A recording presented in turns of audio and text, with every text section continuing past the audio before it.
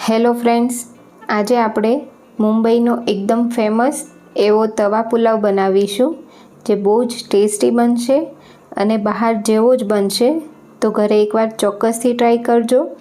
તેના માટે મેં અહીં 1 કપ ભાતને ધોઈ 2 કપ પાણીમાં 15 મિનિટ પલાળી રાખ્યા અને એ પછી કુકરમાં 2 થી 3 વિસલથી ભાત બાફી લીધા અને એ પછી ભાતને સરસ ખુલ્લા કરીને ઠંડા કરી લેવાના છે.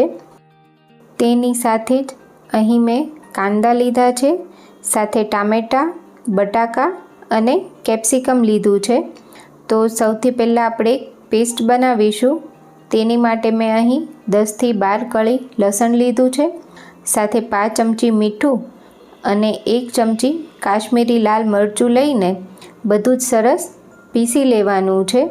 તો જરૂર લાગે તો 2 થી 3 ચમચી પાણી નાખીને એકદમ સરસ સ્મૂથ પેસ્ટ બની જાય તેવું પીસી લઈશું. હવે એક પોળા વાસણમાં 1 મોટી ચમચી તેલ લઈશું અને તેલ ગરમ થાય એટલે તેમાં 1 મીડિયમ સાઇઝનું મેં બટાકું લીધું છે, જેને આ રીતે મોટા ટુકડામાં કાપ્યું છે અને બટાકું થોડું પતલું રહે એ રીતે કાપવાનું છે. તો બટાકાને આપણે પહેલાં તેલમાં સરસ સાંતળી લેવાનું છે. તો 1 મિનિટ તમે સાંતળશો એટલે બટાકું સરસ કૂક થઈ જશે અને પૂરેપૂરું ચડી જાય તેવું તેને સાંતળી લઈશું અને એ પછી તેને આપણે એક અલગ વાસણમાં કાઢી લઈશું. હવે તે જ તેલની અંદર અડધી ચમચી જીરું નાખીશું અને સાથે જ એક ઝીણો સમારેલો કાંદો નાખવાનો છે. તો મીડિયમ સાઇઝનો કાંદો મેં આ રીતે એકદમ ઝીણો કાપી લીધો છે અને તેની સાથે 1 ચમચી છીણેલું આદું લઈશું અને સાથે જ 2 ચમચી બટર લેવાનું છે. તો બટર આ સ્ટેજ પર નાખવાથી બટર બળશે પણ નહીં અને પુલાવમાં તેનો ટેસ્ટ બહુ જ સરસ આવશે. હવે કાંદો થોડો કૂક થઈ જાય ત્યાં સુધી આપણે તેને બટરની સાથે સાંતળી લેવાનો છે.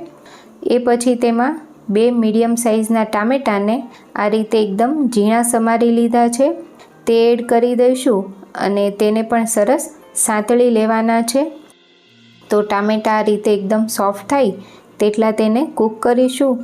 હવે તેમાં 1 મીડિયમ સાઇઝનું કેપ્સિકમ, જેને આ રીતે ચોરસ ટુકડામાં કાપી લીધું છે, એ નાખીશું અને સાથે જ આપણે તૈયાર કરેલી લસણ અને લાલ મરચાંની પેસ્ટ લઈ લઈશું.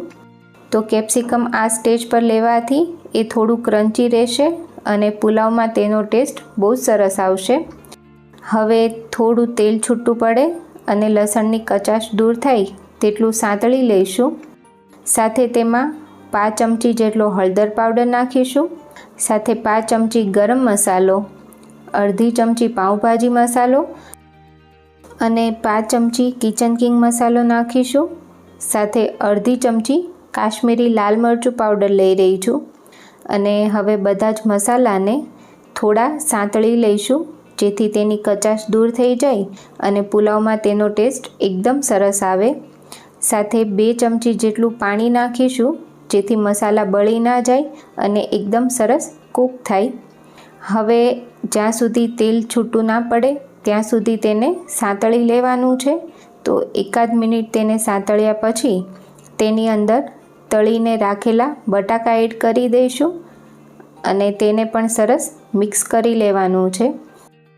તો તવા પુલાવ બનાવવા માટે આપણે જે મસાલાનો યુઝ કર્યો છે તેના લીધે આ તવા પુલાવ બહુ જ ટેસ્ટી બને છે અને બહાર કરતાં પણ વધારે સ્વાદિષ્ટ બનીને તૈયાર થશે. હવે આપણે તેની અંદર તૈયાર રાખેલા ભાત નાખીશું અને આ સ્ટેજ પર ભાત એકદમ ઠંડા હોય એવા જ નાખવાના છે અને બધું જ સરસ મિક્સ કરી લઈશું. અને પોસિબલ હોય તો પુલાવ મિક્સ કરવા આ રીતનો સ્પેચ્યુલા યુઝ કરવાનો, જેથી ભાતનો દાણો સરસ આખો રહેશે અને પુલાવ તમે સરળતાથી મિક્સ કરી શકશો. તો ફ્રેન્ડ્સ, તૈયાર છે ગરમા ગરમ તવા પુલાવ, જે ચોક્કસથી ટ્રાય કરવા જેવો છે. અને જો તમને મારી આજની રેસીપી ગમી હોય તો મને કમેન્ટમાં જરૂરથી જણાવજો. સાથે મારી ચેનલને સબસ્ક્રાઈબ કરજો. Thank you.